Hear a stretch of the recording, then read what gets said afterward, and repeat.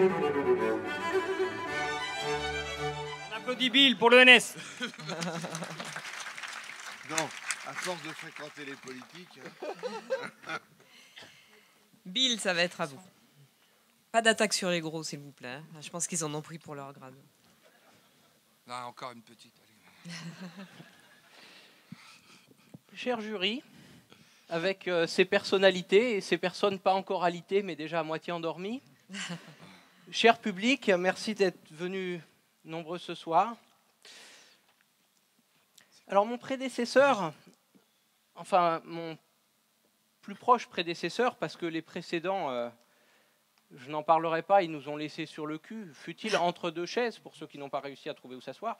Donc mon prédécesseur suppose, grosso modo, que si on a de l'imagination, on va se sacrifier pour l'humanité, parce qu'on n'a pas besoin de beauté, on peut toujours imaginer la beauté, mais tant qu'à faire, on pourrait dire qu'on n'a pas non plus besoin d'argent. Si on a de l'imagination, on peut toujours imaginer tout ce qu'on pourrait faire avec de l'argent. Donc, pourquoi donner de l'argent aux gens qui ont de l'imagination? Pourquoi Alors, vous voyez, je suis sûr, certains d'entre vous ont des enfants. Il y en a souvent, quand on a des enfants, dès qu'ils ont plus d'imagination que d'autres. Donnez-leur moins de cadeaux. Expliquez-leur. Dites-leur, ton frangin, il a des Playmobil, mais c'est parce qu'il ne peut pas s'imaginer. Toi, prends des cailloux, c'est pareil.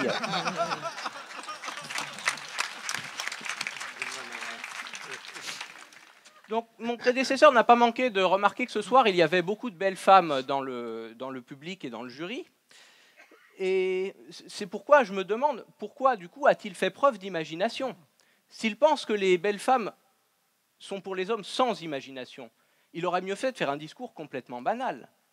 Alors, je me suis dit que je pourrais essayer de faire ça, pour voir si ça marche. De tout temps, imagination et beauté ont occupé une grande place dans le cœur des hommes.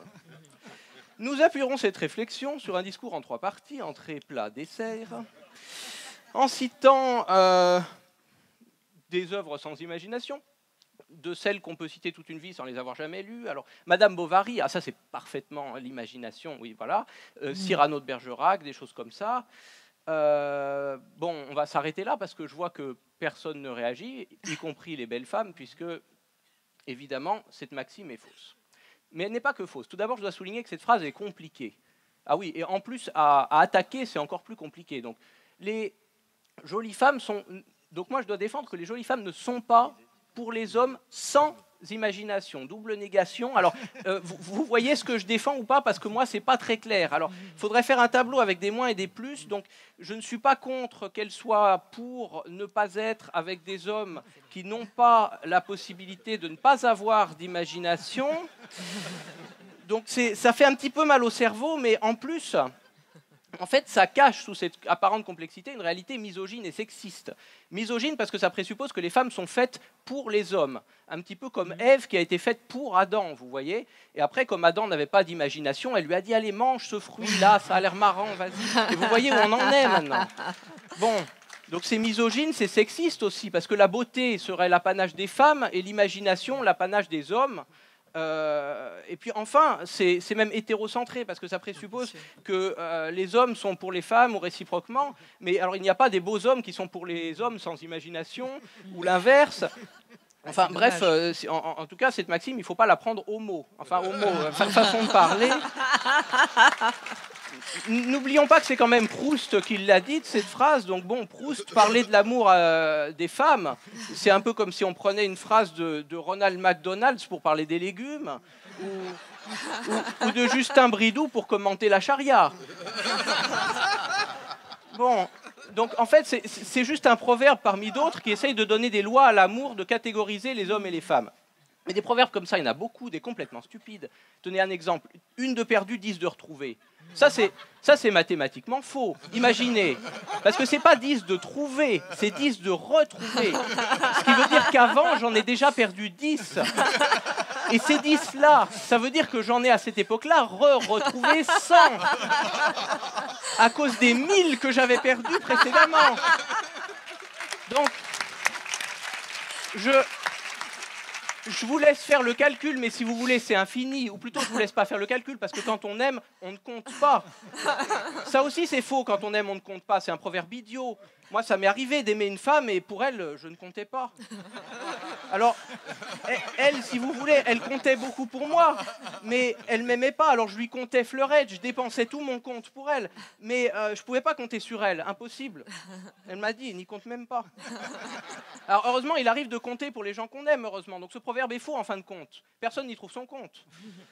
Alors c'est encore un proverbe stupide, mais il y en a encore d'autres. Alors quand j'ai vu tous ces brillants orateurs qui nous parlaient de cul tout à l'heure, ça m'a rappelé un autre proverbe. Femme qui rit à moitié dans ton lit.